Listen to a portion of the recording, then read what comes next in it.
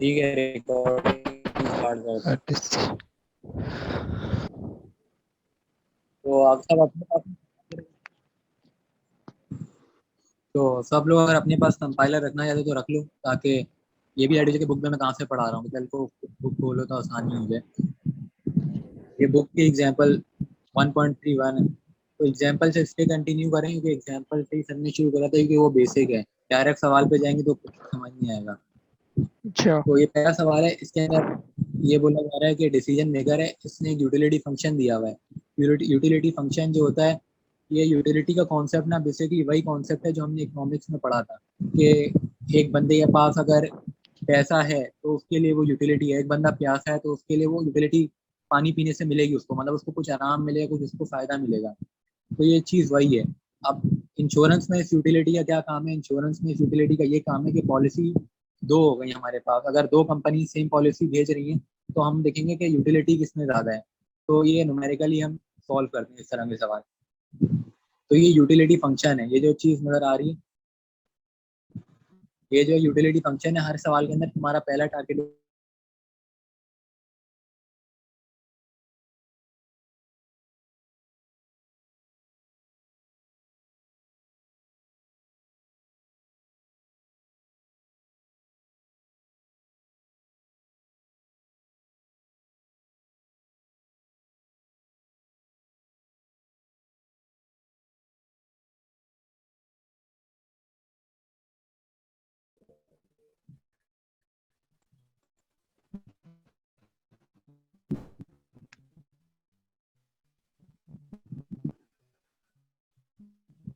वैसे स्क्रीन कहाँ गई? हाँ, स्क्रीन चली गई।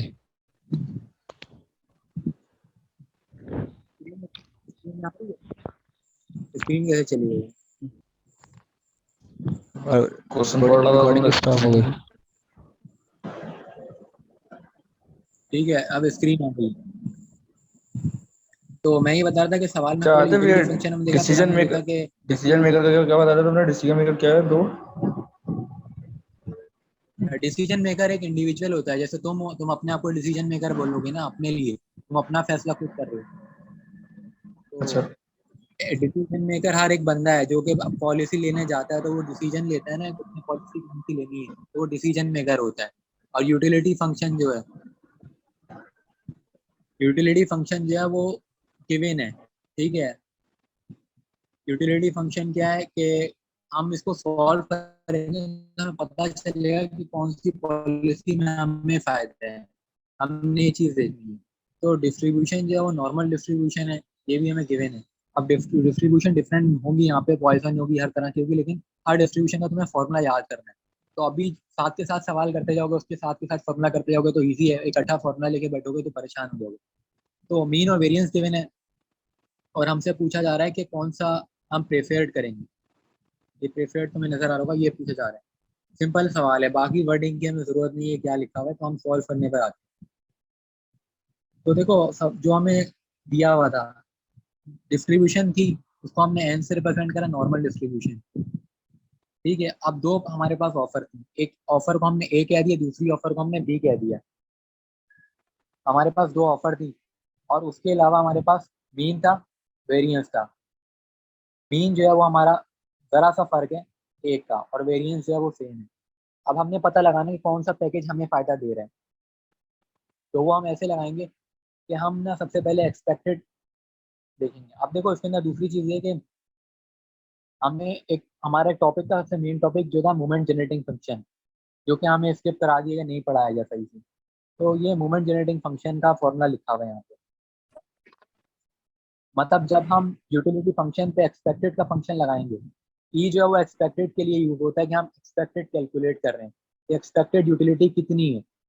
और यूटिलिटी किस चीज़ की हम कर रहे हैं? दो पैकेज हैं, एक एक्स और एक वाई है, और उसका डिफरेंट नाम या तो ए और बी भी कह सकते हैं, लेकिन यहाँ पे हम रिप्रेजेंट एक्स वाई में कर रहे हैं। तो हम जब इस पे एक्सपेक्टेड का फंक्शन लगाएंगे तो ये मोमेंट जनरेटिंग फंक्शन के बराबर होगा। तो मोमेंट जनरेटिंग फंक्शन तुम्हें पता है एम एक्स टी होता है। तो अब दूसरी चीज़ ये है कि ये जो अल्फा लिखा हुआ है ना, असल में अल्फा टी है। अब ये सर ने अपनी तौर पर रिप्रेजेंटेशन में अल्फा लिखवा दिया, लेकिन हम हमारा जो असल जो हमने पढ़ा है वो एम एक्स टी था। तो अब तुम इस टी की जगह अल्फा लिख देने को सर ने अल्फा लिख पाएगा, लेकिन कोई मसला नहीं है इसमें। अब ये अल्फा जो है 5 कैसे आया, ये अल्फा 5 जो है मीन नहीं है, मीन अलग चीज़ है, अल्फा 5 अलग चीज़ है। अल्फा 5 हमने निकाला ऊपर से। ये जब भी यूटिलिटी फंक्शन देखोगे और एक्सपोनेंट में गिवन होगा तो उसके ऊपर जो पावर होगी ना वो तुम्हारा होगा अल्फा या टी, तो ये हमने वहां से लिया। तो ये देख रहे हो अल्फा जो है वहां से आया।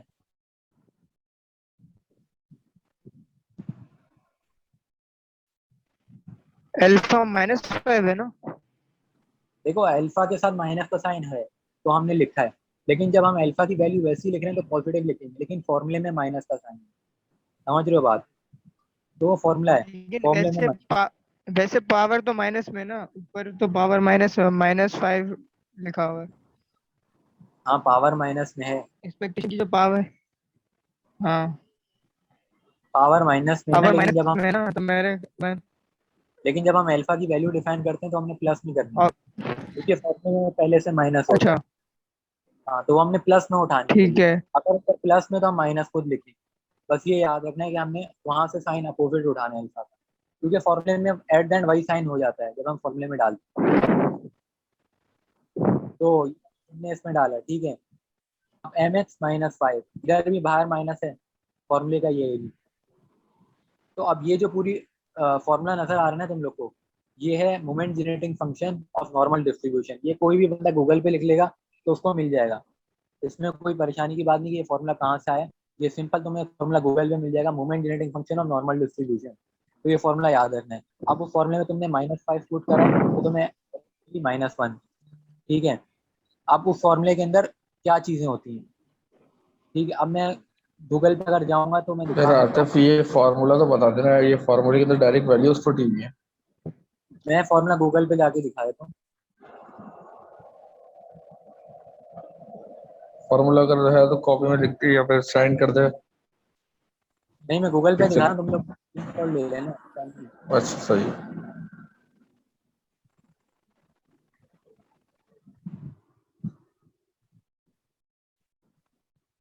अच्छा ये पहला चैप्टर है ना, इससे एक सवाल पक्का है एक, तो काफी फायदा वाला चैप्टर है और मुश्किल नहीं हो दूसरे चैप्टरों के मुकाबले में।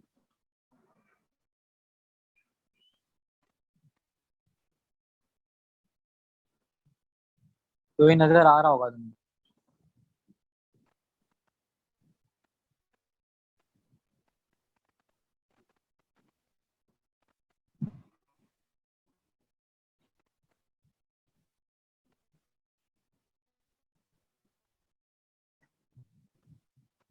अरे ब्लर आ रहा है यार। अब आ रहा होगा थोड़ा,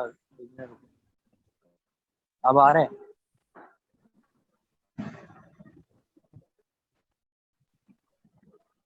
नहीं आते, ब्लर आ रहा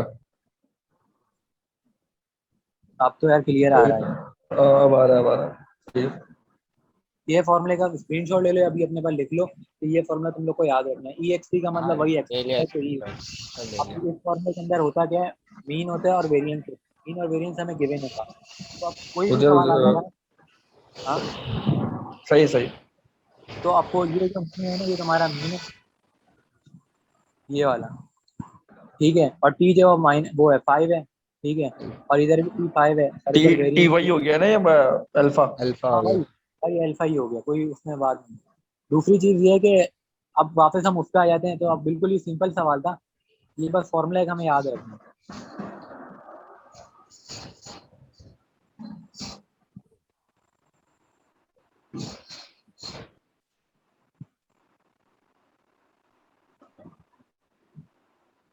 तो अब देखो यही वो फॉर्मूला है जो इधर था। तो अब हमारे पास दो ऑप्शन थे, एक समझो कि दो ऑफर थी हमारे पास पॉलिसी की, एक ए थी और बी थी। तो दोनों पे सेम फॉर्मूला लगा, बस जहाँ पे मीन 5 है उसकी जगह 6 कर दोगे तुम, तो तुम्हारा आंसर में फर्क आ जाएगा। अब जब तुम आंसर देखोगे तो उससे तुम खुद फैसला कर लोगे कौन सी पॉलिसी लेनी है। तो अब आंसर की तरफ आ जाते हैं। देखो एक का आंसर आया -1, एक का आया है -3.4। तो तुम्हें खुद पता है कि कौन सा नंबर बेहतर है, ये नंबर बेहतर है कि नुकसान तो दोनों पॉलिसी में है, लेकिन हमसे पूछा जा रहा है कौन सी पॉलिसी हम लेंगे। तो हम बोलेंगे जिसमें कम नुकसान है वो ले लेंगे। तो ये वाली पॉलिसी जो है ये है। -1, हाँ। पॉलिसी। हाँ मतलब इसकी वैल्यू है, यूटिलिटी है ये। यूटिलिटी है, ये एक्सपेक्टेड यूटिलिटी हमने निकाली है फॉर्मूले के जरिए। तो हम ये वाली पॉलिसी प्रेफर करेंगे, तो हम बोल देंगे कि पॉलिसी ए जो है वो हम प्रेफर कर देंगे। कमेंट अगर लिखें हम तो लिख देंगे policy A will be preferred. तो ये हमारा पहला सवाल हो गया। अब दूसरे सवाल की तरफ आते हैं। दूसरे सवाल के अंदर भी यूटिलिटी फंक्शन है। हर सवाल में पहले चैप्टर के लिए यूटिलिटी फंक्शन ही मिलेगा तुम्हें, तो इधर भी तुम्हें यूटिलिटी फंक्शन मिला हुआ है, ठीक है। अब यहाँ पे डिस्ट्रीब्यूशन जो है वो काई स्क्वायर डिस्ट्रीब्यूशन हो गई, ठीक है। और अब यहाँ पे इसकी लिमिट डिफाइन है कि जो तुम्हारी लिमिट है ये 1/2 का मतलब होता है 0.5, मतलब 50%, और 0% से 50% तक की तुम्हारी लिमिट है। तो हमने ये लिमिट वही सवाल से देख के उतारी है, और ये ऐसी रफ करने कर्व बनाता है, इसका कोई काम नहीं है वैसे। उसके बाद एक्सप्रेशन फाइंड करने के लिए यहाँ पे फॉर्मूला यूज होता है। ये मेन फॉर्मूला चैप्टर 1 का। इस फॉर्मूले को मैं बताता हूँ कैसे बना है। इस फॉर्मूले में देखो यू जो है, यू यूटिलिटी के लिए होता है, बात हम पहले सवाल में देख चुके हैं। अब डब्ल्यू जो होता है ना, वो हमारी वेल्थ को रिप्रेजेंट करता है कि हर इंडिविजुअल के पास कुछ ना कुछ वेल्थ होती है, और वो अपनी वेल्थ में से जी जो है वो प्रीमियम देता है। प्रीमियम देता है तो उसके बदले में ना उसको यूटिलिटी मिलती है। उसके बदले में यूटिलिटी की ऐसे मिलती है कि जब उसका कोई लॉस अकर होता है तो उसको कंपनसेट किया जाता है। अब ये जो एक्स है ना, ये रैंडम लॉस वेरिएबल है कि अगर वो प्रीमियम नहीं देगा तो उसका कहीं ना कहीं लॉस हो जाएगा, क्योंकि प्रोबेबिलिटी होती है एक्सीडेंट की, किसी भी चीज़ की, प्रॉब्लम की। तो ये फॉर्मूला इस तरह ड्राइव हुआ है कि wealth minus premium is equal to wealth minus random loss. लेकिन अब यहाँ पे कि यूटिलिटी लिखा हुआ है और यहाँ एक्सपेक्टेड यूटिलिटी लिखा हुआ है, मतलब हम एक्सपेक्ट कर रहे हैं कि कितना हमें फायदा होगा। हमें गारंटी नहीं है कि ये प्रीमियम दे के हमें फायदा ही फायदा है। ऐसा भी होता है कि प्रीमियम दे के हमें नुकसान हो जाए क्योंकि वो एक्सीडेंट या कर नहीं हुआ जिसके लिए हमने पैसे दिए। तो अब यूटिलिटी फंक्शन जो है ये हमें गिवन का सवाल है। यूटिलिटी फंक्शन को इस तरह ही रिप्रेजेंट करते हैं जो सेम तुम्हें क्वेश्चन में मिलेगा।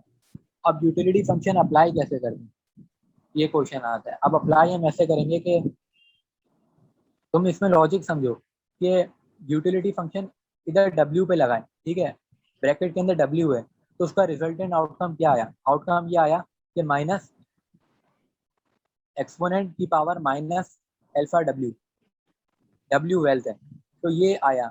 तो जब हम इस पे लगाएंगे, ठीक है, जब हम इस पे लगाएंगे यूटिलिटी फंक्शन, तो उसका आउटकम क्या आएगा? सेम वही आउटकम आएगा जो यहाँ आया था। बस ये हुआ कि इधर फर्क क्या था, W माइनस जी था, तो इधर नीचे वाली टर्म में W माइनस जी आ गया, ठीक है। तो जब भी तुम्हें यूटिलिटी फंक्शन लगाने को बोला जाएगा तो वो बिल्कुल सिंपल है, इस फॉर्मूले की मदद से।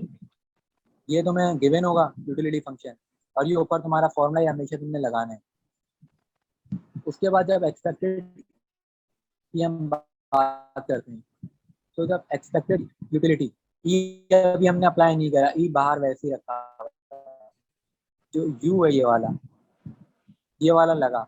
जिस तरह अब देखो इधर W था तो उधर सिर्फ W आया, लेकिन इधर क्या है, यूटिलिटी फंक्शन और फिर W माइनस एक्स, तो इस वाले W था ना इधर, तो इधर W माइनस एक्स आया, तो जरा सा फर्क आ रहा है। सेम उसी को छापना है, बस समझ लो कि जो अंदर वैल्यू चेंज हो रही है ना, वो हमने यहाँ पे करनी है। अब उसके बाद आगे सिंप्लीफिकेशन है कि ये जो अल्फा ये मल्टीप्लाई हुआ और फिर साइन चेंज हो गए, और फिर हमने अगर आप ब्रेक कर लिया ई को दोनों तरफ, क्योंकि दो चीज़ें थी, ये थी एक ये थी, और उधर भी हमने यही सिंपल, ये तो अलजबरा है, इधर कोई ऐसी लॉजिक वाली चीज़ नहीं है।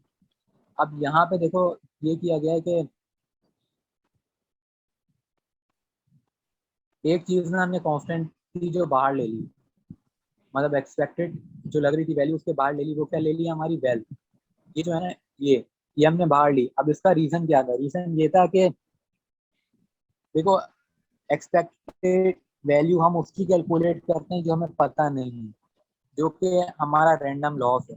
लेकिन वेल्थ तो हमें पता है अपनी, तो हम वेल्थ हमारे लिए कांस्टेंट नंबर होगा, जो भी होगा, चाहे $1 मिलियन हो, जो भी हो, तो वो उस पर एक्सपेक्टेड हम नहीं लगाएंगे, वो हमारे लिए कांस्टेंट हो जाएगा, तो हम उसको बाहर ले लेंगे, बाकी एक्सपेक्टेड इस पे लगेगी। और उसके बाद जो है यहाँ पे देखो कि ये जो चीज़ है हमारी, ये उधर जाके डिवाइड हो जाएगी। ये वाली चीज़ या समझो कि हम यूँ कैंसिल कर देंगे सामने वाली से। अब यहाँ पे W बेस में नहीं, ऊपर पावर में, ये मैंने गलत लिखा हुआ है, तो मतलब आपस में दोनों कैंसिल हो गए। तो एट द एंड तुमने लॉग लगाया, लॉग लगाने का रूल तुम्हें पता है कि जब लॉग लगाते हैं तो एक्सपोनेंट पे जब लॉग लगता है तो पावर बेस में आ जाती है, तो वो पावर बेस में आ गई, तो बेस में क्या आ गया, डायरेक्ट अल्फा जी आ गया, और लॉग इधर लिखा है तो ln करके लिखा हुआ है, तो हमने एक जी का फॉर्मूला ड्राइव कर लिया, तो जी की वैल्यू, अब जी क्या प्रीमियम है, हमने इस इक्वेशन की मदद से ये पता लगा लिया कि हमारा प्रीमियम कितना हो सकता है, मतलब उसकी इक्वेशन ड्राइव करिए। उसके बाद हम मोमेंट जनरेटिंग फंक्शन लगा रहे हैं। अब मोमेंट जनरेटिंग फंक्शन जो है हर डिस्ट्रीब्यूशन का अलग होता है, तो यहाँ पे काई स्क्वायर डिस्ट्रीब्यूशन सवाल में मेंशन थी, तो तुम्हें काई स्क्वायर डिस्ट्रीब्यूशन का याद रखना है। अब वो ये लिखा हुआ है, ये तुम गूगल पे भी लिखोगे तुम्हें मिल जाएगा। उसके बाद जो हमने वैल्यू निकाली थी जी की, मतलब एक फॉर्मूला ड्राइव करा था, उसके अंदर हमने वैल्यू सब्सटीट्यूट करनी है। तो देखो एल एन और अल्फा तो वैसे ही रहा, लेकिन जो एम एक्स था, एम एक्स अल्फा, इसकी जगह हमने ये सब्सटीट्यूट कर दिया कि हमने फॉर्मूला अप्लाई करा है यहाँ पे, तो ये फॉर्मूला यहाँ पे लग गया। तो इस फॉर्मूले में हमने अल्फा की वैल्यू 0.4 ली है। बस एक ये ऐसा स्टेप है जिसके अंदर लोग फंस सकते हैं कि ऊपर से ड्राइव जो करा है वो तो अलजबरा था और सिंपल लॉजिक थी कि काई स्क्वायर डिस्ट्रीब्यूशन है, उसका तुम्हें एमजीएफ याद रखना है या नेट से निकाल लेंगे। अब ये जो वैल्यू है ना अल्फा की, पिछले सवाल में तो मैंने बताया था कि अगर मैं वापस ऊपर जाऊं,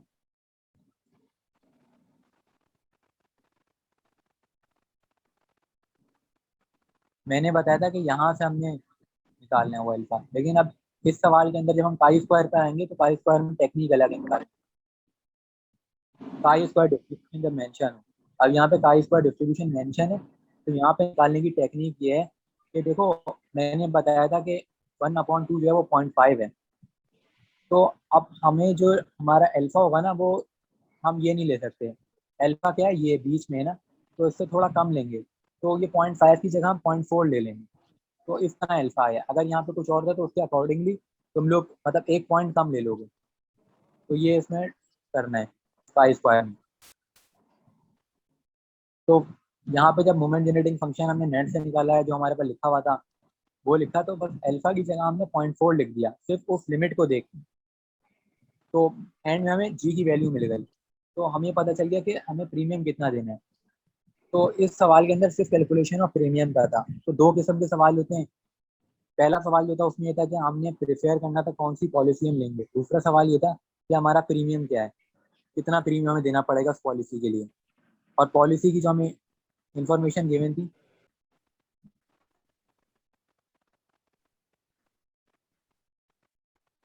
वो बस ये था कि लिमिट गिवन थी हमें, हमें लिमिट गिवन थी और ये यूटिलिटी फंक्शन गिवन था, और डिस्ट्रीब्यूशन हमेशा मेंशन हुई। तो जब भी इस तरह के सवाल आएंगे, चाहे वो प्रीमियम कैलकुलेट करने के लिए हो चाहे वो कुछ भी करने के लिए हो, तो तुम्हें डिस्ट्रीब्यूशन पे फोकस करने का, डिस्ट्रीब्यूशन कौन सी, क्योंकि उसी डिस्ट्रीब्यूशन का मोमेंट जनरेटिंग फंक्शन लगेगा। तो अगर तुम्हें मोमेंट जनरेटिंग फंक्शन नहीं याद तो तुम पहला चैप्टर में फंस जाओगे बहुत जगहों पे पेपर में कि नहीं कर सकते सॉल्व। दूसरा है कि यूटिलिटी फंक्शन को देखना होगा, फिर ये कि का इस पर डिस्ट्रीब्यूशन जब आएगी तुमने इसकी लिमिट से तुमने अल्फा निकाल लेना होगा। तो अब दो सवाल हो गए, अब तीसरे सवाल पर आते हैं।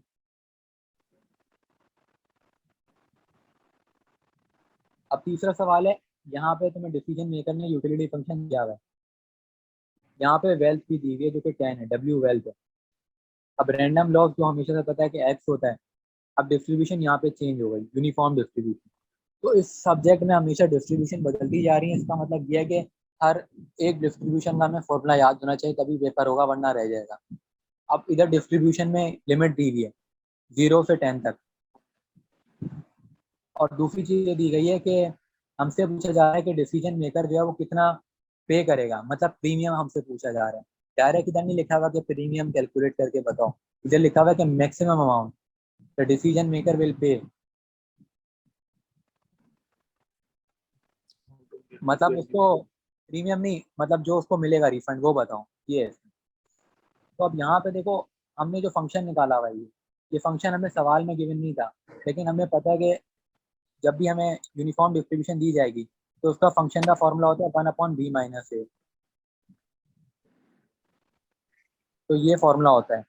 और हमें ये भी पता है कि जो हमारी लिमिट दी गई होती है यूनिफॉर्म डिस्ट्रीब्यूशन की हमेशा इसी तरह दी जाती है, तो जो पहली चीज़ होती है वो ए होती है, दूसरी चीज़ बी होती है।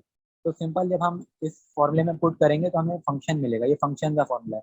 हर डिस्ट्रीब्यूशन का फंक्शन का फॉर्मूला अलग होता है, पीडीएफ का फॉर्मूला अलग होता है, सीडीएफ का अलग होता है और एमजीएफ का अलग होता है। तो हर डिस्ट्रीब्यूशन के 4 फॉर्मूले याद करने पड़ेंगे अगर कोई बंदा फुल तैयारी के साथ जा रहा है, वरना यही जो सर के सवाल हैं यही इनफ है वैसे तो यहाँ से हमने फंक्शन निकाल लिया। अब दूसरी चीज़ ये है कि इसके बाद जो फॉर्मूला, ये पिछले सवाल का फॉर्मूला, ये फॉर्मूला कॉमन है, हमेशा ये यूज होना है, तो ये फॉर्मूला याद हो जाएगा प्रैक्टिस करके।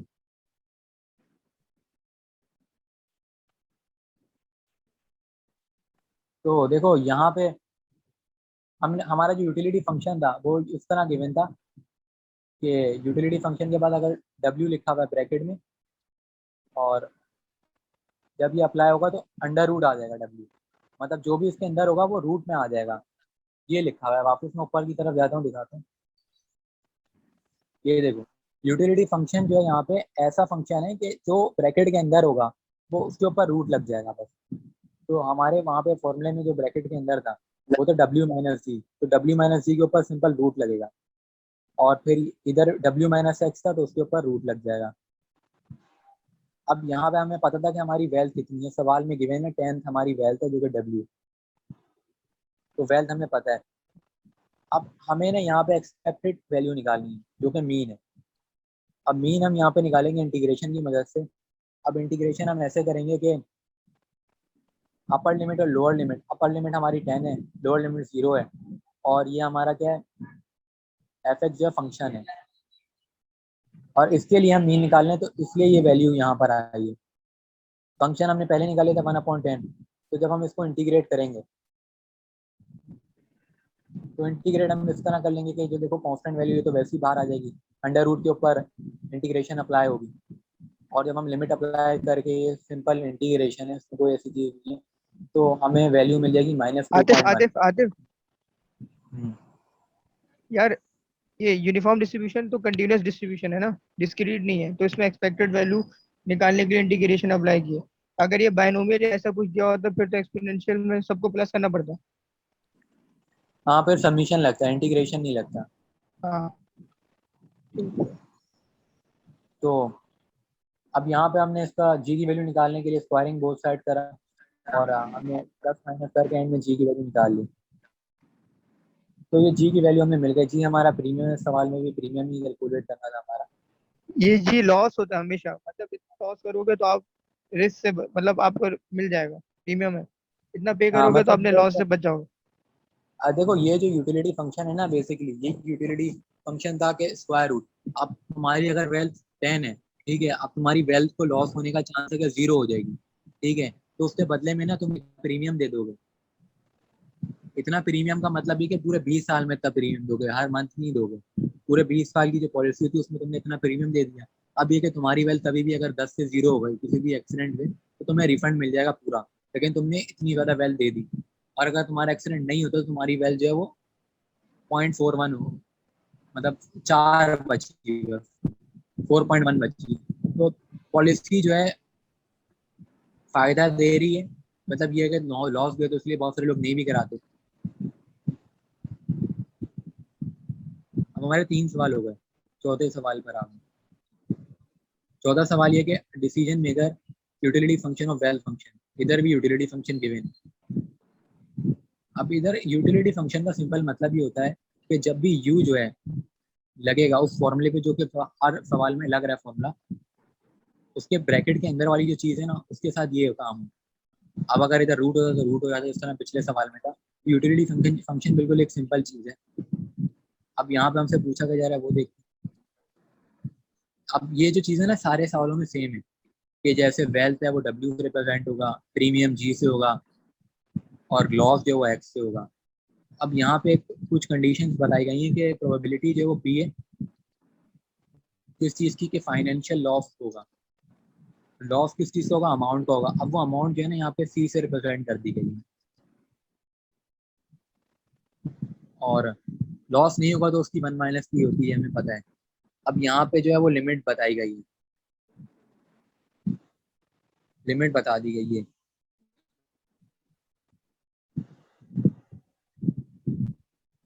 अब देखो ये जो है ना सी जो है ये बता रहे हैं लॉस होगा, ठीक है।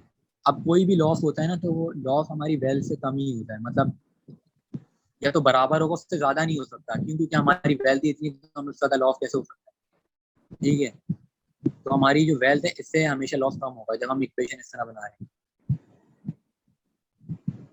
तो अब ये यूटिलिटी फंक्शन है, ये हमने बताया हुआ है, यूटिलिटी फंक्शन जो है ये ऊपर सवाल में गिवन था।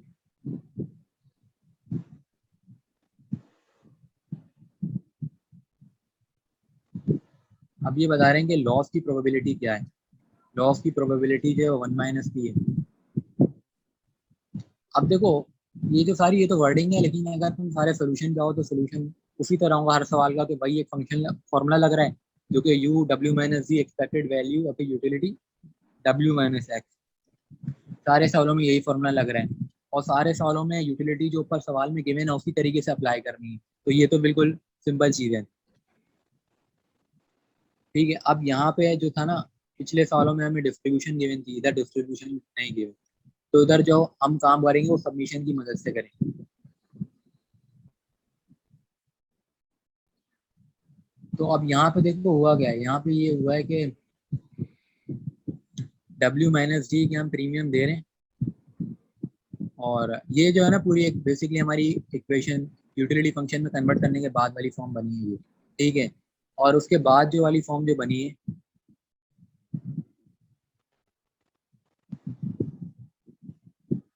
देखो यहाँ पे ये बता रहे हैं कि या तो लॉस होगा या तो नहीं होगा। सिंपल इस वर्डिंग का मतलब ये, और ये जो पूरी लाइन है ना, इसका मतलब है कि हमने सिर्फ यूटिलिटी फंक्शन अप्लाई करा उस फॉर्मूले पे। फॉर्मूला क्या था हमारा, ये फॉर्मूला था, ये फॉर्मूला था ना, हर जगह ये यूज हो रहा है। जब इस पे हमने अप्लाई करा तो ये फॉर्म बनी इस साइड पे, ठीक है। तो ये चीज वो है। अब दूसरी जो यहाँ पे लिखी गई है ना चीज, इसका मतलब ये है कि ये जो हमारी वेल्थ है, इसमें से -0, उसका मतलब ये कि हमारा लॉस नहीं होगा, और उसको हम कहेंगे fx0। और लॉस होगा तो हम बोलेंगे fxc, मतलब लॉस की अमाउंट हम बताएंगे, या तो लॉस नहीं होगा या तो होगा, दो हमारी प्रोबेबिलिटी होगी। तो लॉस नहीं होगा उसको हम बोलेंगे p, ठीक है, समझ लोगे, प्रोबेबिलिटी ऑफ विनिंग ये कहते थे ना। तो इसी तरह ये है कि लॉस नहीं होगा, जो हम चाहते हैं वो p, और जो हम नहीं चाहते वो 1 - p, ठीक है। यार ये अब क्या ऊपर करना के जो टैब, जो ऊपर हाँ, टैब लिखा हुआ है ना, ये 2x+1 का होल और ये 2x+1, ये क्या सवाल के अंदर?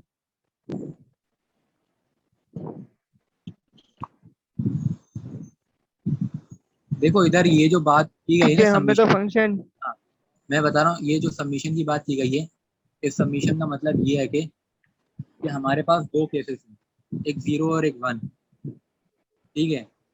या तुम कहो ठीक है, 0 और c, दो केसेस हैं।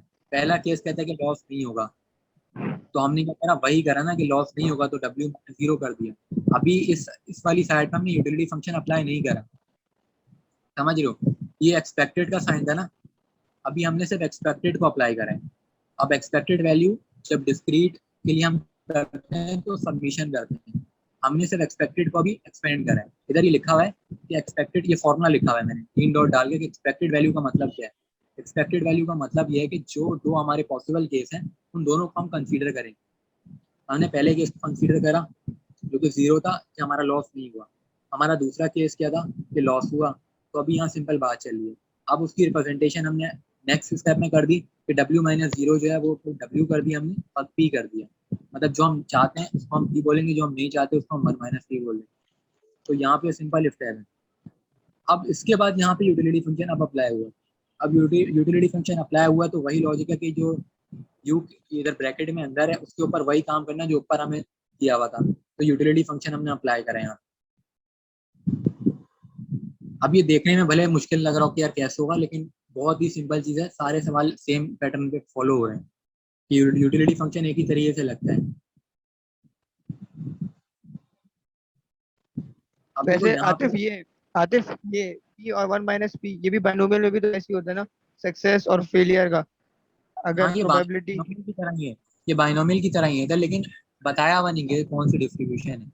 लेकिन हम जब अगर, डिस्ट्रीब्यूशन नहीं पता तो सिंपल केस कंसीडर करेंगे ना कि या तो लॉस होगा या तो नहीं होगा। अच्छा, तो अब देखो वेल्थ हमें गिवन थी 10, और जो हमारा लॉस था वो वेल्थ के जितना हो सकता है, उससे कम हो सकता है, उससे ज्यादा नहीं हो सकता। तो हमने मैक्सिमम कंसीडर करा कि मैक्सिमम जो है वो लॉस हमारा 10 हो सकता है। अब लॉस होने या ना होने की प्रोबेबिलिटी हमें बताई नहीं गई थी, तो हमने खुद से लिख दी 0.5।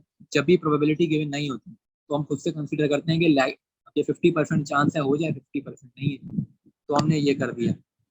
ठीक है, अब जो ऊपर वाली हमारी इक्वेशन बनी थी ना, ये सारी वैल्यू उधर सब्स्टिट्यूट करेंगे, कुछ भी नहीं करा, ये सारी वैल्यूज सब्स्टिट्यूट करेंगे इस वाली इक्वेशन में। और ये इक्वेशन बनी थी यूटिलिटी फंक्शन लगाने के बाद, और वो पिछले शुरू के 2 सवालों में भी वही उसी तरीके से लगा है। बस फंक्शन चेंज हुआ था तो उससे थोड़ा प्रोसेस चेंज हो जाता है, मतलब वैल्यू बदल जाती है। तो अब जब हमने सारी वैल्यू सब्स्टिट्यूट करी तो हमें क्वाड्रेटिक इक्वेशन मिली, तो क्वाड्रेटिक फॉर्मूला लगा सकते हो, क्योंकि थोड़ी बड़ी चीज़ है, मिडिल टर्म लेना सही नहीं है। क्वाड्रेटिक फॉर्मूले से तुमने 2 वैल्यू निकाली। अब प्रीमियम जो हमेशा पॉजिटिव इंटीजर होता है, तो तुमने इसको कंसिडर करना है, ये वाला तुमने रिजेक्ट कर देना है। ठीक है, अब हमारे 4 सवाल हो, तो मीटिंग का टाइम एंड होने वाला है, मैं दोबारा लिंक भेजता हूँ ताकि हम आगे फिर दोबारा अगले सालों में कंटिन्यू।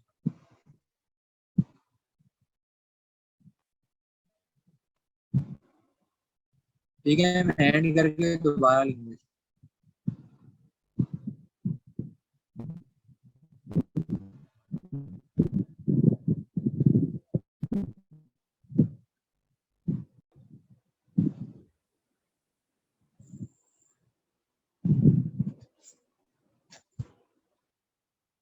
ठीक है, अब हम अगले सवाल पर आ गए।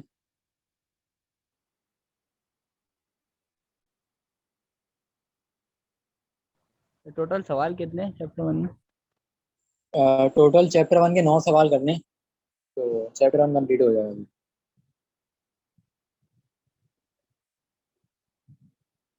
चैप्टर 1 जो है आसान चैप्टर है चैप्टर 2 के मुकाबले में, क्योंकि चैप्टर 2 में थोड़ी ख्वारी है, मतलब डेमोग्राफी की तरह है चैप्टर 2। मतलब वो भी आसान है लेकिन टाइम ज़्यादा लग जाता है कैलकुलेशन करने में, क्योंकि टेबल बनाना होता है। अच्छा, अब आ गए एग्जाम्पल 1.3.4 पे। तो इधर तुम्हें प्रोबेबिलिटी दी हुई है 0.7, और पीडीएफ जो है ना तुम्हें ये दिया है फंक्शन,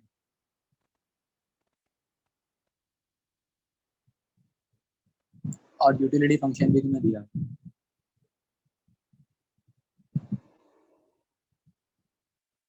तो इधर हमने करना ये कि एक्सपेक्टेड लॉस कैलकुलेट करना है और मैक्सिमम इंश्योरेंस प्रीमियम कैलकुलेट करना है कि उसको लॉस कितना हो सकता है और उसकी प्रीमियम उसको कितना देना पड़ता है। तो यहाँ पे जो पहले जो हमने ये बनाया हुआ है, ये सवाल का ही डेटा है, उसको रिप्रेजेंट करके बनाया है।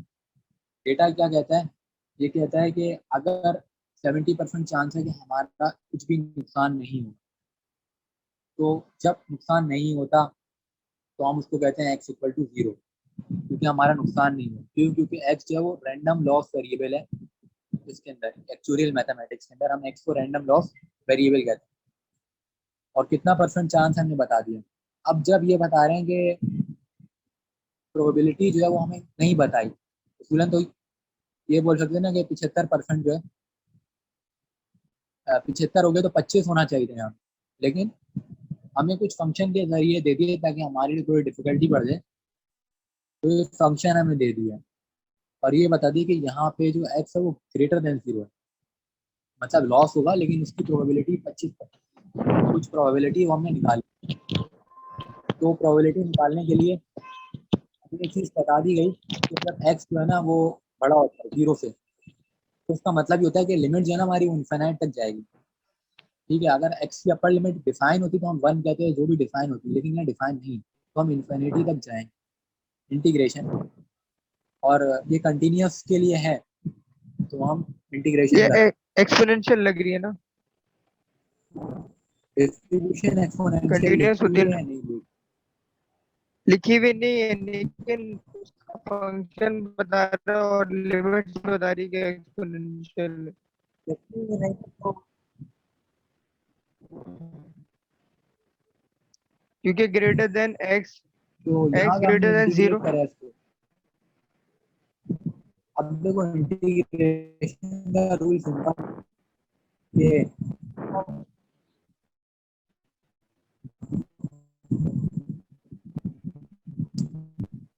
तो हमारा टोटल प्रोबेबिलिटी है वो हमें 1 होती है।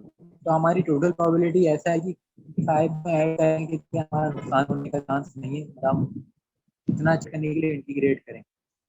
तो जब हम इंटीग्रेट करेंगे तो कांस्टेंट 20 और हम इसके ऊपर इंटीग्रेशन लगाएंगे, ठीक है।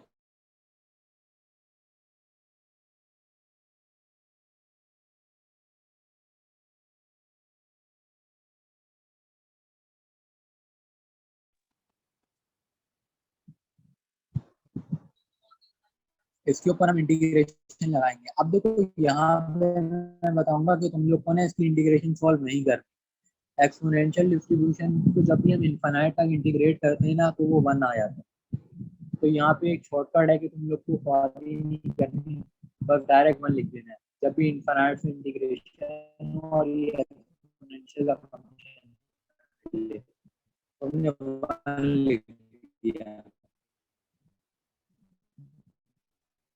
ठीक है। और टोटल प्रोबेबिलिटी में 1। अब उसके बाद जो है तुम्हें एक्सपेक्टेड लॉस कैलकुलेट करना है। ये एक्स जब लॉस के लिए होगा एक्स और फिर निकालना। तो ई एक्स के लिए हमने क्या करना है, ओ ठीक है 0.25% चांस था।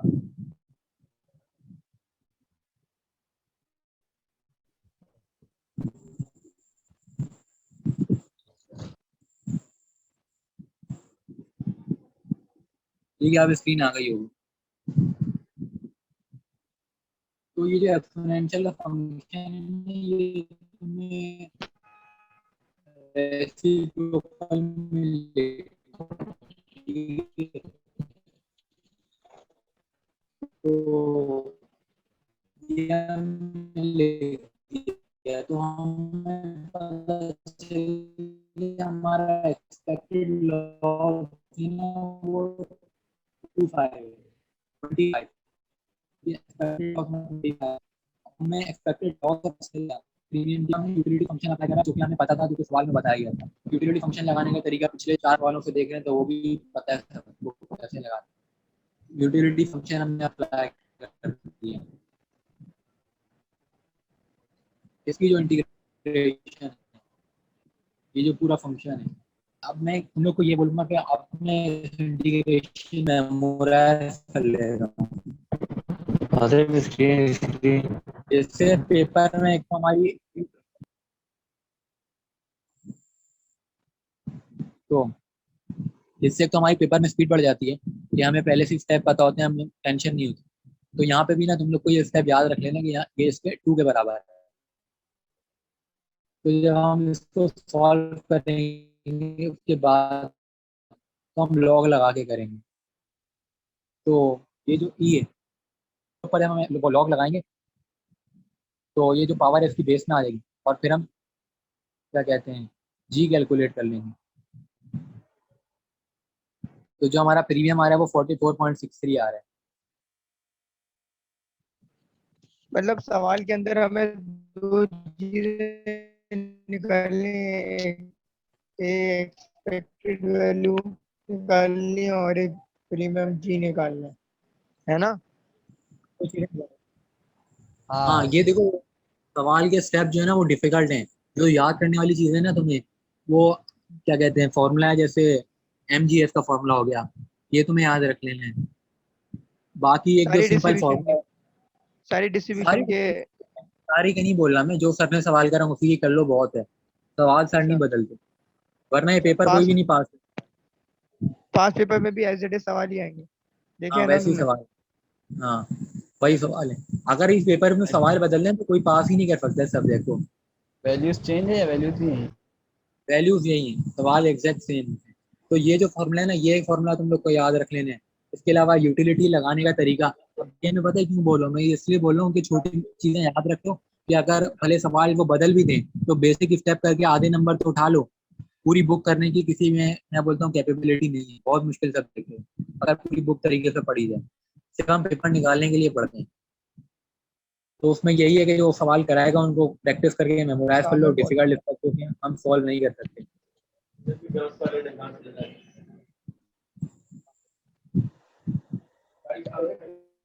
अब हम अगले सवाल पर आ जाते हैं जो कि एग्जाम्पल का सवाल नहीं, कैसे मेन सवाल है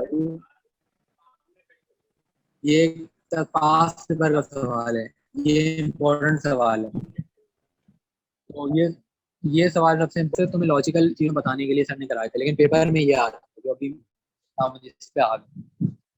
तो इसको सबसे पहले प्रैक्टिस करना, बाकी जो टाइम बचे तो फिर बाकी सवाल।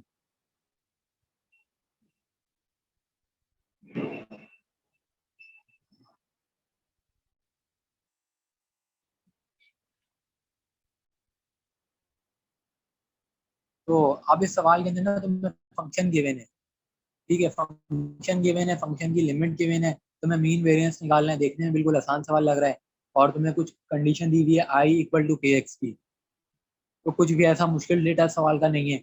और इसके अलावा तुम्हें ये कंडीशन दी गई है, जीरो का मतलब ये होता है कि तुम्हारा लॉस अगर नहीं हुआ, और दूसरी जो नीचे वाली चीज होती है उसका मतलब है कि तुम्हारा लॉस हो गया। अब ये देखो, लॉस के लिए जो हमारा वेरिएबल होता है वो एक्स होता है। अब यहाँ डी जो है ना वो कोई और चीज है, स्टॉप लॉस लिखा हुआ है, स्टॉप लॉस पॉलिसी कोई टाइप होगी पॉलिसी की। तो अब यहाँ पे तुम्हें कुछ चीजें गिवन है, जैसे कि यहाँ तुम्हें पी गिवन है क्योंकि 12.5 है, और तुम्हें के निकालना और डी निकालना है। और इस सवाल के ना 3 पार्ट हैं, तो ये सवाल जो है पेपर में अगर आएगा तो 20 नंबर का सवाल आएगा। पेपर में से 5 सवाल करने होते हैं, तो चैप्टर 1 से ये 20 नंबर मिल जाएंगे तुम्हें, सिर्फ एक सवाल भी अगर कर लेते हो। तो देखो इस सवाल के अंदर तुम्हारे पार्ट कितने सारे हैं, एक ये सवाल है, एक ये सवाल है, 15 नंबर का भी सवाल आ सकता है अगर 3 पार्ट अगर वो देते हैं, वरना वो एक कुछ और भी दे सकते हैं। ओवरऑल 15 से 20 नंबर ये देगा। तो तुम्हारे पास 3 पार्ट हैं, हम पहले ये पार्ट को टारगेट फंक्शन देख के करते तो हैं। लग रहा है पहला यूनिफॉर्म पार्ट डिस्ट्रीब्यूशन सिंपल है, है। मीन निकाल। यूनिफॉर्म डिस्ट्रीब्यूशन लग रही है, सवाल देख के हाँ तो ऐसा लग यूनिफॉर्म ही, यूनिफॉर्म यूनिफॉर्म डिस्ट्रीब्यूशन है।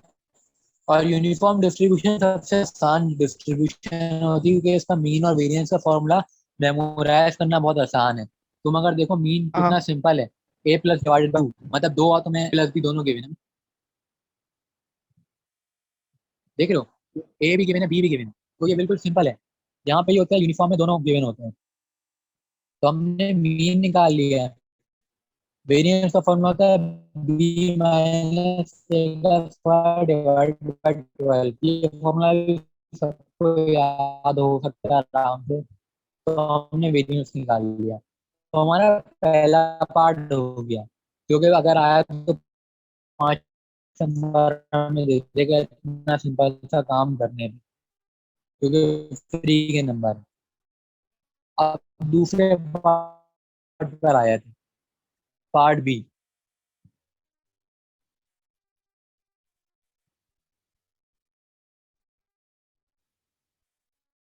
पार्ट बी के अंदर तुम्हें कंडीशन नीचे इंटरवल दिए हुए हैं कि लॉस होगा या नहीं होगा, इसके क्वेश्चन का पाऊँ तो हमें यहाँ पे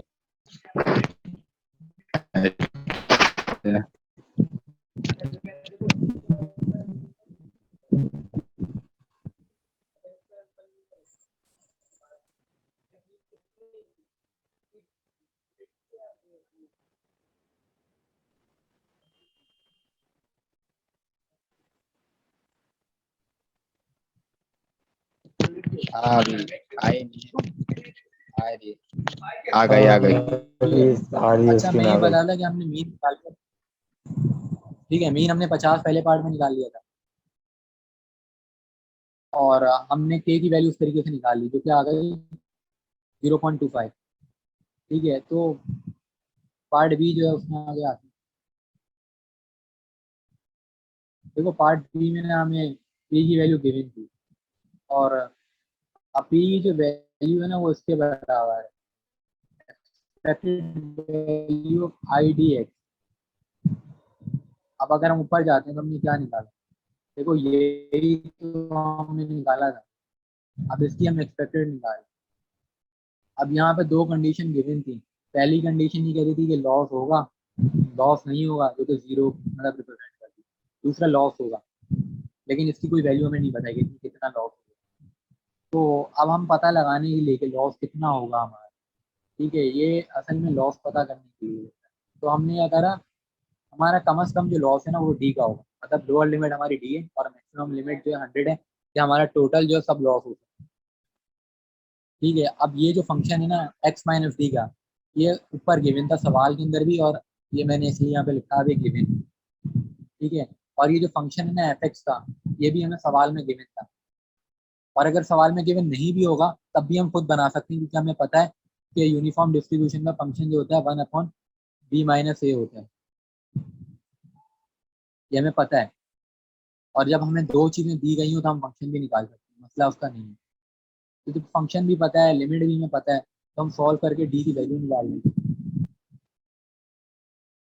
ठीक है, अब ये इंटीग्रेशन सिंपल है, इसमें कोई ऐसी चीज नहीं है। अब यहाँ पे ना तुम्हारी जो ये फॉर्म बनी, क्वाड्रेटिक फॉर्म बनी है, ठीक है, क्वाड्रेटिक फॉर्म को जब हमने सॉल्व करा है, अब ये जो सिंप्लीफिकेशन है इसमें मैं खुद अटका था। क्यों अटका था, ये क्या है ना, यहाँ पे ये स्टेप भी है मल्टीप्लिकेशन बाय 200 वाला, और ये थोड़ी लेंदी है, लेकिन ये कि तुम लोग के पास पीडीएफ मैंने भेजी हुई है, तो अब मैं ये चीज से बताऊंगा, टाइम ज्यादा लगेगा, तो तुम लोग कहीं अटकोगे तो पीडीएफ खोल के देख सकते हो स्टेप, क्योंकि यहाँ कोई लॉजिकल नहीं है, बिल्कुल इंटर वाली मैथ्स की तरह सिंप्लीफिकेशन। तो यहाँ पे ना बस ये चीज देखने वाली है कि दो तुम्हारी वैल्यूज आ रही हैं। अब हमने 150 को रिजेक्ट क्यों करा, रिजेक्ट इसलिए करा कि हमारा टोटल जो था वो 100 था, तो हमारा 100 से ज्यादा तो लॉस हो ही नहीं सकता, और जो हमारा 50 है वो पॉसिबल हो सकता है लॉस, तो इसलिए हमने बता दिया कि हमारा जो लॉस है वो 50 हुआ। जो यहाँ पे डी था ना वो लॉस को रिप्रेजेंट करता था, तो हमने बता दिया कि डी जो है वो 50 है। तो हमारे दो पार्ट हो गए। तीसरे पार्ट पर अगर हम आते हैं तो तीसरे पार्ट में सवाल में एक्सेप्ट इसी तरह तुम्हें ये दिया हुआ है, ठीक है, ये फॉर्म दी गई कि हमने ये वेरीफाई करना है। तो अब ये जो चीज़ है ना एल एक्स वाली, ये हमने पहले ही निकाल ली है ऊपर वाले पार्ट में, ठीक है। अब उसके बाद यहाँ पे अगर तुम देखो x माइनस 0.25x, जब हम x जो है वो टोटल 1 होगा ना, क्योंकि इसके साथ कुछ भी नहीं तो 1 है, जब हम माइनस कराएंगे तो ये 75 आ जाएगा, ठीक है। अब वेरिएंस की एक प्रॉपर्टी होती है कि जब भी इसे हम कांस्टेंट बाहर लेते हैं तो उसके ऊपर स्क्वायर आ जाता है, तो इसलिए इसके ऊपर स्क्वायर आ गई, और वेरिएंस हमें पहले ही पता है क्योंकि हम निकाल चुके हैं पार्ट ए में, जो कि 833 आया था, वो हमने लिख दिया, तो हमें पता चल गया ये, हमें क्या पता चल गया, हमें ये वाली साइड पता चल गई, ये इसकी वैल्यू हो गई 468। अब हम इसके ऊपर आते हैं। अब इसके लिए हमें करना ये है कि वेरिएंस हमें निकालना है, पहला काम हमने ये करना है, वेरिएंस निकालना। अब यहाँ पे वेरिएंस को अलग तरीके से निकालें, क्योंकि अगर हम वापस मैं सवाल पे वापस चलें ताकि समझ आए कि हम कर क्या रहे हैं और क्यों कर रहे हैं।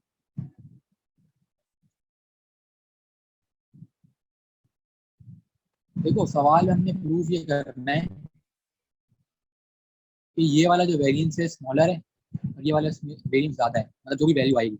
तो पहले ये वाला एक वेरिएंस हमने निकाल लिया, दूसरी की तरफ हम आ गए, और ये सवाल पास वगैरह का सवाल है, इंपॉर्टेंट सवाल है, और इसलिए है भी थोड़ा टफ और पिछले सवालों के मुकाबले में, क्योंकि लंबा जा रहा है, लेकिन 20 नंबर अकेले सवाल दे रहे हैं।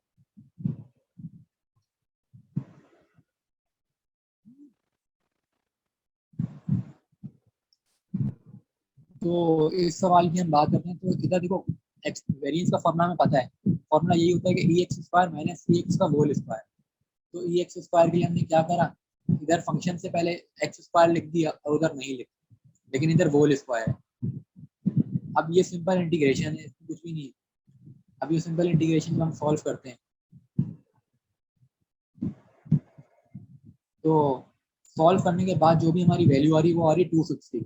तो अब हमने प्रूफ कर दिया कि पहले वाली जो वैल्यू आई थी वो हमारी बड़ी थी और दूसरी वाली वैल्यू स्मॉलर आई। तो ये हमारा मेन पास पर वाला सवाल कंप्लीट हो गया। इस सवाल के बारे में किसी ने कुछ पूछना है तो पूछ ले, फिर मैं अगले सवाल की तरफ चला जाता हूँ, क्योंकि मेन सवाल है।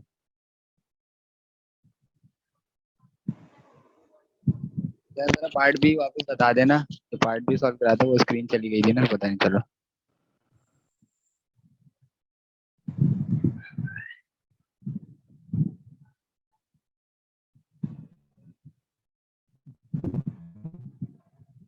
देखो पार्ट बी के अंदर ना तुम्हें सवाल के अंदर पी की वैल्यू गिवन है जो कि 12.5 है, ठीक है, जो कि 12.5 है। और ये एक फॉर्मूला है, ये तुम्हें याद रखना है, मैंने पहले बताया था कि याद रख लो। और इस फॉर्मूले की मदद से तुम के की वैल्यू निकाल लोगे जो कि 0.25 आ गई। और एक फॉर्मूला ये है कि एल एक्स इक्वल टू के एक्स, ठीक है। अब ये फॉर्मूला कहाँ से आया, ये सवाल में ही था। अगर हम ऊपर जाते हैं, ये सवाल में फॉर्मूला गिवन था, कहीं से हम खुद से नहीं लाए, ये सवाल में गिवन था, तो हमने के की वैल्यू निकाल ली। के की वैल्यू निकालने के लिए जो फॉर्मूला लगा वो हमने याद रखना है।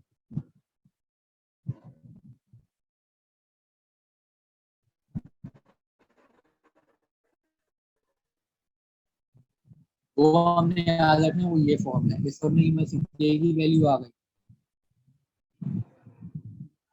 उसके बाद हमने सॉल्व करा डी एक्स के लिए, ये डी एक्स के लिए। तो अब जो डी है ना, डी बेसिकली हमारा लॉस है, डी लॉस को रिप्रेजेंट कर रहा है। अब लॉस जो है ना, हमें पता है कि हमारी लोअर लिमिट है, क्योंकि हमारा लॉस क्या है तो टोटल 100 के बराबर होगा या 100 से ये कम होगा ठीक है, ज्यादा ये नहीं ठीक होगा। और अपर लिमिट हमारी 100 है। अब है। बाकी इंटीग्रेट भी गिवन था। तो ये हमारा मेन सवाल हो गया, इस पे ज्यादा ध्यान देना है। बाकी जो सवाल थे वो कॉन्सेप्ट के लिए थे, वो भी आ सकते हैं, लेकिन ये लास्ट में आएगा। अब हम एक और सवाल पे आ गए 1.2 प्रॉब्लम पे। इस प्रॉब्लम में ये कहा गया है कि प्रोबेबिलिटी ऑफ हेड और टेल, ये तो हमें पता है कि भाई हाफ होती है, इसमें मसले की बात नहीं है। तो यहाँ पे तुम्हें जो फंक्शन है, फंक्शन क्या है, ये फंक्शन है हाफ का प्रोबेबिलिटी का, और एन का मतलब है कि हम जितनी टाइम्स जो है वो टॉसिंग टॉसिंग एक्सपेरिमेंट करते हैं रिपीट, और ये इन्फिनिटी तक जाएगा, ठीक है। अब हमें फाइंड करना है मीन और वेरिएंस। पहले पार्ट में हम पहले वो दूसरे पार्ट में हमने करना है, पहले पार्ट में हमने प्रोबेबिलिटी फंक्शन निकालना है। तो ये बाइनोमियल डिस्ट्रीब्यूशन नहीं है, बर्नौली है। नहीं, बाइनोमियल है। ये बाइनोमियल डिस्ट्रीब्यूशन पी क्यू दोनों आ रहा है, ठीक है। तो पी जो है वो भी 0.5 है, क्यू भी 0.5 है, और n-1। तो इसकी वैल्यू जो हमारी आई वो 0.5 की पावर n कैसे आई, ये ऐसे आई कि देखो, जिस चीज की पावर नहीं होती उसकी पावर भी 1 होती है ना, जिस चीज की पावर नहीं है वो भी 1 है। तो 1 माइनस,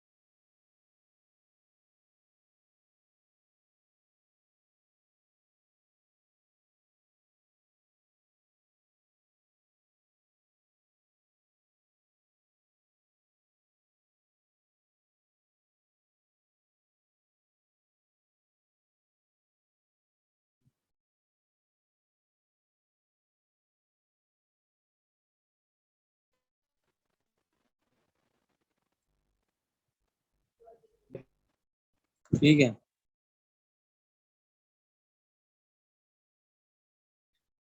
तो मैं यहाँ पे था,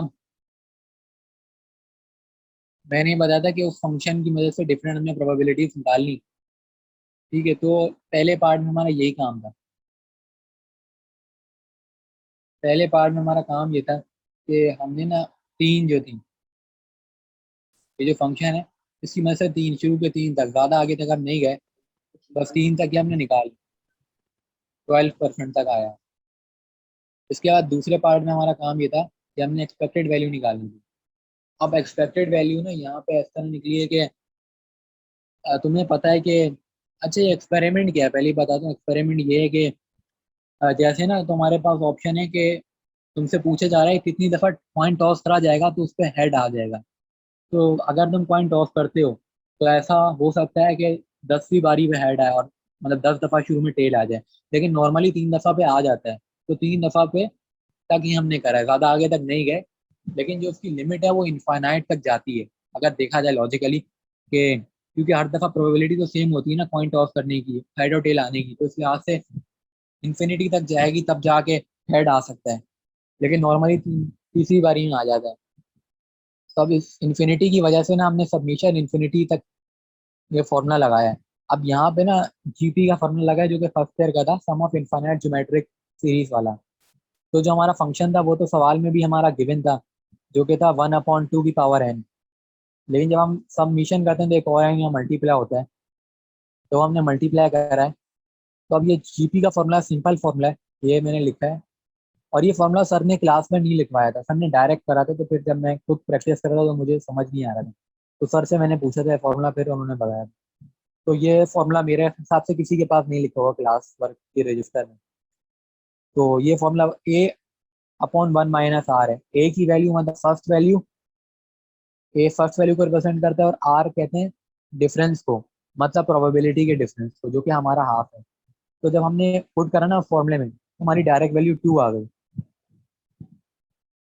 ठीक है, अब उसके बाद वेरिएंस की अगर हम बात करें तो हमारा जो वेरिएंस है ना, हमने वेरिएंस के लिए जब हमने सॉल्व करा तो सबसे पहले हमने फिर करा n²। मतलब इधर क्या हो गया, चेंज हो गया ना, n² हो गया। अब n² हो गया यहाँ पे, तो n क्या था हमारा, हम अगर 2 रखते हैं, अब देखो यहाँ पे जो है 6 हमने लिखना है। मतलब जो मीन और वेरिएंस है ना वो सेम आना है। ठीक है, यहाँ पे हमारा मीन और वेरिएंस सेम। अब ये जो कैलकुलेशन मैंने करी है ना, यहाँ पे ये मैंने 3 रखा हुआ है। तो इस चीज पे ये जो स्टेप है मैंने खैर खुद से करा है, सर ने नहीं करा था, लेकिन सर ने डायरेक्ट लिखा था। तो फिर मैंने अपने हिसाब से सोचा कि अगर यहाँ 3 रखने हैं, तभी यहाँ पे वेरिएंस 2, अरे वरना नहीं आ रहा। तो एक बार हम सर से कंफर्म इसके बारे में कर सकते हैं कि यहाँ पे 3 आएगा क्या आएगा, लेकिन आंसर जो है सर ने ये 2 क्या? ही लिखवाया है। ठीक है, ये वेरिएंस वाला मेरे को समझा। यार वेरिएंस के लिए करा ये है कि वेरिएंस में पता है क्या करना है, ये जो ई एक्स है या ई एन लिखा हुआ है, ये तो हमारा मीन है जो हम पहले ही निकाल चुके हैं। ठीक है, जो कि हमारा 2 आया था ज्योमेट्रिक प्रोग्रेशन के फॉर्मूले से आया। ऊपर आता हूँ दिखाता हूँ, ये आया था। ठीक है, ये हमारा पहले आ चुका है। जब हमने इसका स्क्वायर करा तो 4 आ गया ना, जब हमने इसका स्क्वायर करा तो 4 आ गया। अब सर ने ना वेरिएंस की वैल्यू खुद से लिखवा दी थी 2, ये वेरिएंस 2 है। अब यहाँ पे 6 ही होगा ना, तब भी 4 - 6 - 4 2 होगा। तो इस वजह से मैंने खुद से एक आइडिया लगाया कि यार यहाँ वेरी अगला जो चीज़ है ना, यहाँ पे हम 3 रखेंगे तो ही आएगा। अब ये चीज़ जो है सर ने स्टार्ट नहीं कराया था, ये सर से कंफर्म कर लेंगे, लेकिन आंसर जो है सर वाला ही लाया था इसी तरीके से। तो यहाँ पे थोड़ा सा मसला है, लेकिन ओवरऑल आंसर सही है। तो उसके बाद पार्ट सी पर आ जाते हैं। पार्ट सी के अंदर एक्सपेक्टेड वैल्यू निकालनी है अगर एक्स की इक्वल टू 2 की पावर n। सवाल में आते हैं, सवाल में क्या लिखा हुआ है।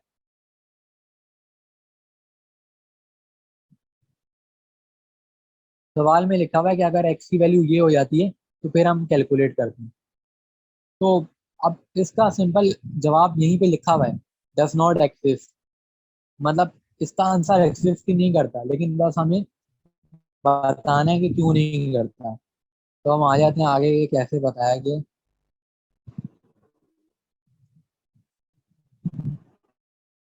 देखो ये जो फॉर्मूला बन रहा है ना, ये वाला, मतलब x इक्वल टू 2 की पावर n, ये जब हम मल्टीप्लाई करा रहे हैं तो हमें सिंपल लिख देना है कि ये इन्फिनिटी आएगा। उसकी वजह ये है कि देखो ये जो 1/2 है, जब 1/2 वाले नीचे वाले 2 को हम ऊपर ले गए तो एट द एंड क्या होगा, दोनों 2 कैंसिल हो जाएंगे तो 1 बचेगा। तो जब 1 के ऊपर हम इन्फाइनाइट तक हम लगाते हैं सबमिशन, तो वो इन्फाइनाइट ही देगा ना। तो इसलिए ना ये डज नॉट एक्सिस्ट है। अब आगे सवाल सर ने ये खुद बताया था कि एक डिस्ट्रीब्यूशन है, कॉची डिस्ट्रीब्यूशन जिसका नाम है, जिसका मीन एक्सिस्ट नहीं करता, और उसका फंक्शन ये है। तो सर ने लिखा है तो पेपर में लिख दो तो अच्छा है कि भाई ऐसी डिस्ट्रीब्यूशन भी है जिनका मीन नहीं होता। तो यहाँ पे मीन एक्सिस्ट नहीं कर रहा। फिर आगे रीजन दिया गया, रीजन क्या है? रीजन इसलिए दे रहा है कि जो सम है ना वो कन्वर्ज नहीं हो रहा, ये डाइवर्ज हो रहा है, मतलब मजीद नंबर ऐड होते जा रहे हैं, बढ़ता जा रहा है। उसके बाद पार्ट डी पर आ जाते हैं। पार्ट डी का सवाल देखते हैं कि क्या बोला जा रहा है।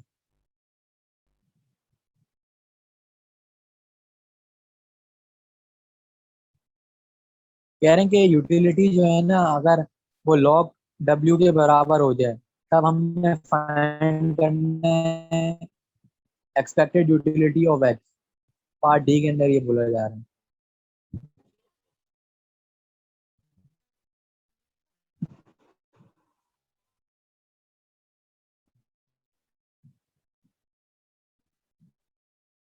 तो हमने करा ये कि एक्सपेक्टेड यूटिलिटी हमने लिख दी लॉग टू की पावर एन, मतलब यूटिलिटी फंक्शन लगाने के बाद। और जब हम इसके ऊपर सॉल्व करते हैं तो देखा जाएगा कि जो लॉग है ना वो बाहर आ रहा है, क्योंकि लॉग कांस्टेंट नंबर है। और ये तो सबसे पहले पावर है क्योंकि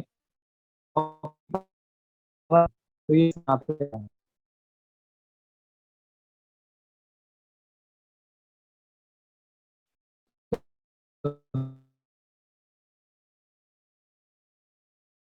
मैं दोबारा कोई मसली बात। तो इससे पहले हमने करा था 1.19 वाला सवाल, कोई पास से करके इम्पोर्टेंट सवाल है, और ये भी 1.18, दो सवाल हैं, दोनों में से कोई एक आ जाएगा 20 नंबर का। चैप्टर 1 में बाकी जितने भी सवाल हैं वो एग्जाम्पल इसके हमने करे, वो फिर कॉन्सेप्ट के लिए थे। तो इस सवाल के अंदर हमें फंक्शन गिवन है, एक्सपोनेंशियल फंक्शन है। अब हमें रिक्वायर्ड है मीन और वेरिएंस। तो हम पहले पार्ट को अभी फोकस करते हैं कि पहले पार्ट को किस तरह करना है।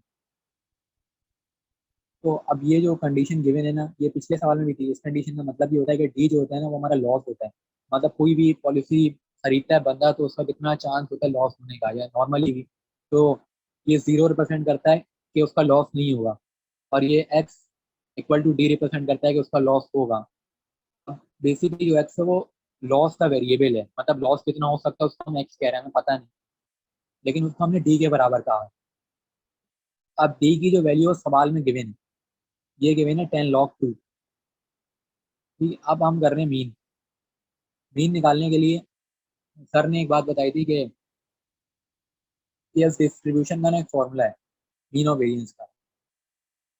देखो ये जो चीज़ है ना, ये फंक्शन के इस वाली चीज़ पर तुम्हें पॉइंट 1 नजर आ रहा है, ये लैम्डा होता है, ठीक है, लैम्डा। तो अब मीन का फॉर्मूला होता है 1/λ। 1/λ अगर 10 आ गया, और वेरिएंस का फॉर्मूला होता है 1/λ²। तो हमारा ये आ गया वेरिएंस। तो पहला पार्ट बिल्कुल सिंपल है, ये सब, ये इतना सा काम तुम्हें 5 नंबर दे देगा, इसमें कुछ भी नहीं है। फंक्शन से देख के तुमने लैम्डा की वैल्यू निकाली, मीन का फॉर्मूला पता है, वेरिएंस का फॉर्मूला पता है। ये अब दूसरे पार्ट की मीन तरफ और आ जाते हैं। वेरिएंस के फॉर्मूला किस उसके लिए डिस्ट्रीब्यूशन के? एक्सपोनेंशियल के लिए, जब ई तुम्हें नजर आ रहा हो ना इस सवाल में, जैसे ये ई है, सही, ठीक है, ठीक। एक्सपोनेंशियल डिस्ट्रीब्यूशन के लिए। और बी के ऊपर आ जाते हैं, ये भी 5 नंबर के लिए आया। इस पार्ट के अंदर तुम्हें पी की वैल्यू गिवन है। अब पी जो है ना प्रीमियम है। अब प्रीमियम जो है वो पी से भी लिखा जा सकता है, जी से भी लिखा जा सकता है। ठीक है, जी भी हो सकता है, पी भी हो सकता है। सवाल में कुछ सवालों में पी से लिखा गया, कुछ में जी से लिखा गया, तो उसमें फंसने की जरूरत नहीं कि पी है जी है। दूसरा ये कि इधर फंक्शन जो है ना यहाँ पर तुम्हें गिवन दिया है, फंक्शन इधर चेंज हो गया है, हाफ हो गया x/2।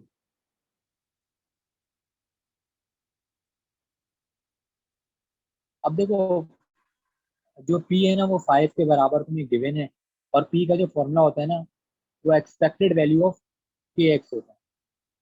के कांस्टेंट है, ये कांस्टेंट को रिप्रेजेंट करता है, तो कांस्टेंट जो है वो बाहर आ जाए, क्योंकि एक्सपेक्टेड वैल्यू कभी भी कांस्टेंट की नहीं कैलकुलेट की जाती, रैंडम वेरिएबल की जाती है। रैंडम वेरिएबल हमारा एक्स, और एक्सपेक्टेड वैल्यू मीन है जो हम पहले निकाल चुके हैं ऊपर, जो कि 10 आई, हमने 10 लिख दी। जिसकी मदद से हमने 10 को उधर डिवाइड करा 5 से, तो हमें हाफ मिल गया के की वैल्यू मिल गई हाफ। अब उसके बाद दूसरी चीज़ ये है कि टी जो था वो हमें 5 गिवन था। अब जो ई है ना, ये जो ये सिर्फ एक रिप्रेजेंटेशन है। असल चीज़ क्या है, एक्स माइनस डी। एक्स क्या है, रैंडम लॉस है, मतलब रैंडम लॉस वेरिएबल है। और जो डी है वो कितना लॉस हो गया, डी उसको कह रहे हैं। अब जब हमने एक्सपेक्टेड वैल्यू निकालनी है, तो एक्सपेक्टेड वैल्यू का तुम्हें फॉर्मूला पता है। फॉर्मूला शुरू से हमें पता है, वो ये होता है कि फंक्शन होता है एक तरफ, और एक तरफ जिसके लिए हम काम कर रहे हैं वो होता है, और लिमिट होती है। अब लिमिट जो है वो इन्फिनिटी क्यों आई, अपर और लोअर लिमिट डी क्यों आया, पहला सवाल ये। इसका जवाब ये कि एक्सपोनेंशियल की जो अपर लिमिट होती है वो इन्फिनिटी तक जाती है। एक्सपोनेंशियल डिस्ट्रीब्यूशन का अगर तुम ग्राफ देखो तो वो इन्फिनिटी तक जा रहा होता है, तो ये इन्फिनिटी तक जाती है। और लोअर लिमिट जीरो, वो लोअर लिमिट जीरो क्यों नहीं है, डी क्यों है, क्योंकि लोअर लिमिट रिप्रेजेंट कर रहा है कि हमारा कितना लॉस हुआ है। तो लॉस हमारा कुछ ना कुछ तो हुआ है, जीरो तो लॉस नहीं होता, तो वो हमने डी रखा लोअर लिमिट। अब ये जो फंक्शन थे सवाल में गिवन था, फंक्शन हमने सिंपल यहाँ पे लिख दिया, और ये जो था एक्स माइनस डी से मल्टीप्लाई कराया। अब ये जो इक्वेशन बनी है इस पर इंटीग्रेशन बाय पार्ट का फॉर्मूला यूज हुआ है। इंटीग्रेशन बाय पार्ट वही जो फर्स्ट ईयर, जो कि सेकेंड ईयर में हमने पढ़ा था, क्योंकि ये बहुत डिफिकल्ट फॉर्मूला है। लेकिन हमारे लिए पॉजिटिव बात ये है कि हमारे सवाल ही चेंज नहीं होते पेपर में, तो हम आराम से मेमोराइज कर सकते हैं इनके स्टेप्स। अगर सवाल बदल गया तो फिर हमारे लिए मसला हो जाएगा। तो हमने इंटीग्रेशन बाय पार्ट का फॉर्मूला लगाया।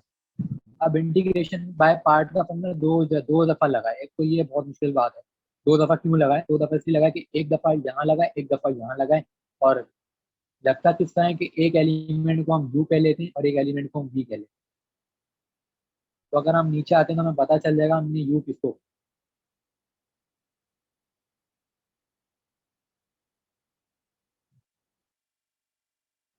तो यहाँ पे देख के तो वापस आते हैं तो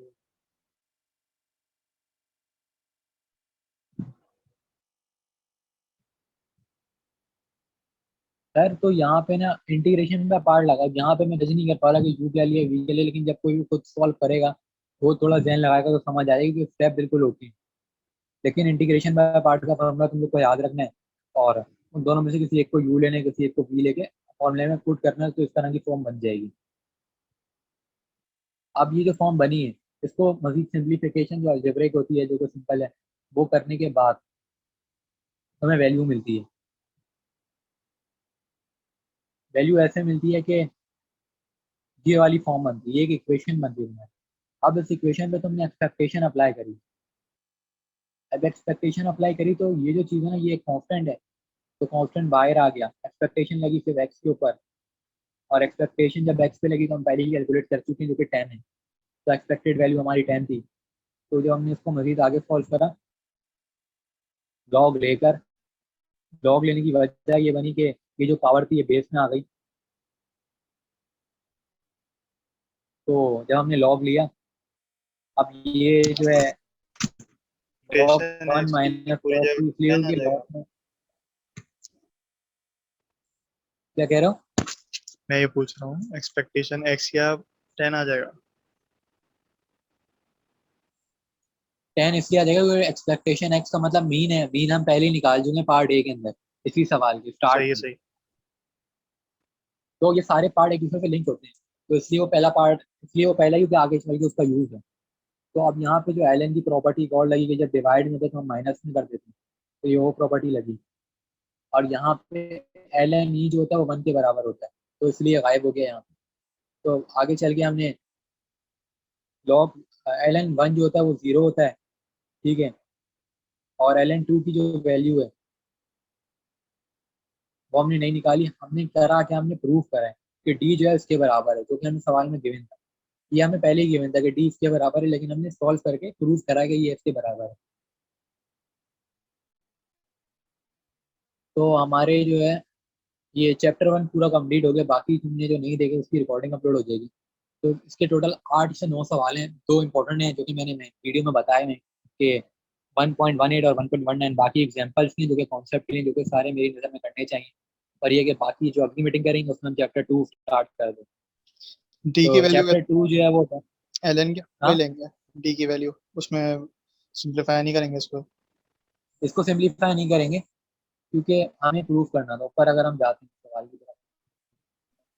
सही है, सही। तो ये गिवन है ना, ये गिवन ठीक है है, तो हम लेकर आना है उसी तरह। प्रूफ करनी थी हमें। अब देखो यहाँ पे सबसे जो मुश्किल काम है वो ये आईबीपी लगाना है, देख रहे हो। लेकिन मैं तुम लोग को इसका शॉर्टकट बताता हूँ कि तुम लोग कैसे बच सकते हो इतनी मुश्किल से बचने के लिए। या मैं ये ट्रिक खुद लगाता हूँ।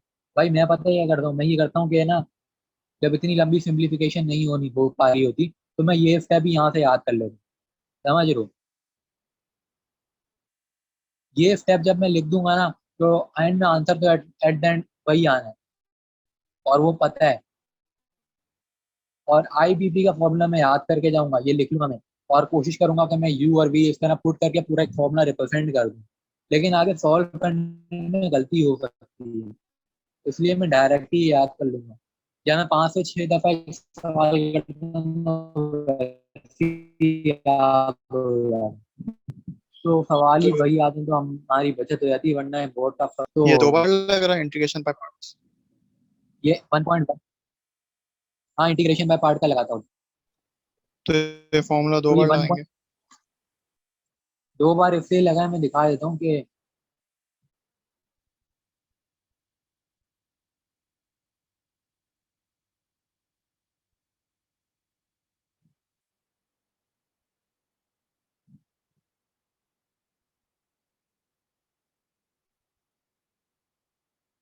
ये देखो मैंने दिखा दिया।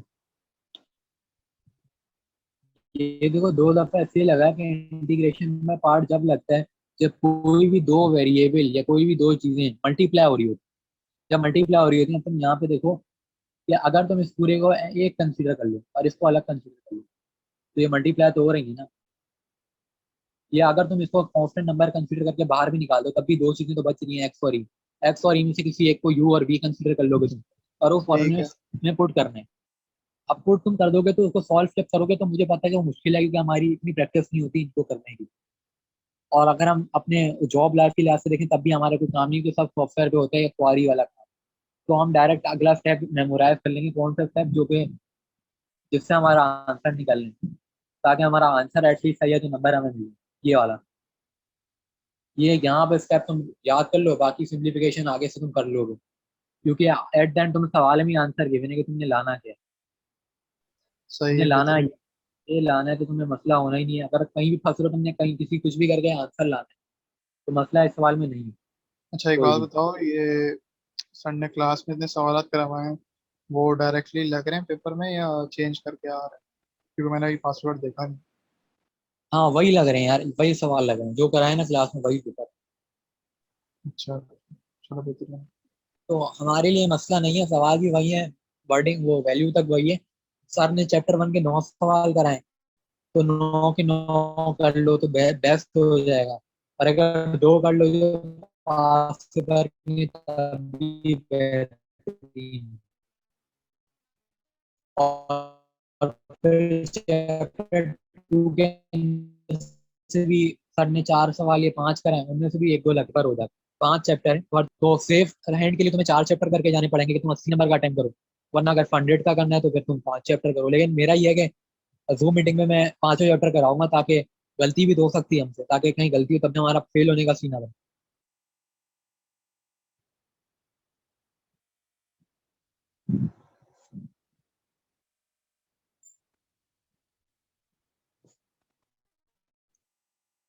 ठीक है, ये हमारा चैप्टर 1 कंप्लीट हो गया। मैं मीटिंग एंड करता हूँ, रिकॉर्डिंग अपलोड कर दूंगा मैं। तो जो लोग रह गए हैं वो दोबारा से देख सकते हैं, और फिर ये कि कल हम चैप्टर 2 कर लें। अब 5-6 दिन में एएम खत्म करनी है, फिर एफडी है, और फिर कंप्यूटर के लैब है, तो काम काफी है। ठीक है, फिर मैं एंड कर। चलो ठीक है, सदा करता है।